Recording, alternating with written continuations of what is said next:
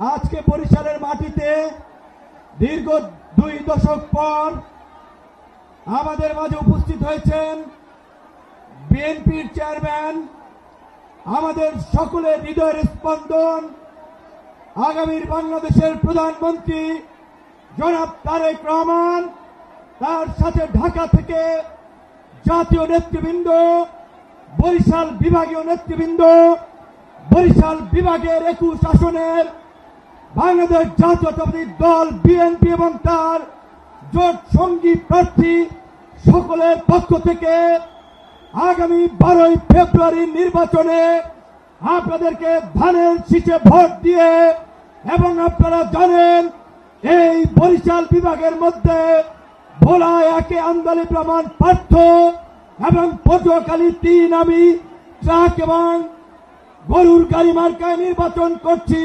এই ভোলা 1 এবং 3 তারেক রহমানের মার্কাই গরুর গাড়ি এবং ট্রাক মার্কা। আমরা সর্বশেষ যেহেতু আমাদের প্রধান অতিথি চলে এসেছেন, সংক্ষিপ্তভাবে একটি কথা বলে বিদায় নিতে চাই। প্রিয় সমাবেশ, প্রিয় বাংলাদেশ, আগামীর জাতীয় নির্বাচন বাংলাদেশের স্বাধীনতা, সার্বভৌমত্ব, গণতন্ত্রের জন্য অতীব গুরুত্বপূর্ণ। কোন উগ্রপন্থী গোষ্ঠীর হাতে যেন ক্ষমতা চলে না যায়। দেশের স্বার্থে, গণতন্ত্রের স্বার্থে বিএনপিকে ধানের শীষকে বিজয়ী করে বাংলাদেশের অস্তিত্ব রক্ষা করতে হবে।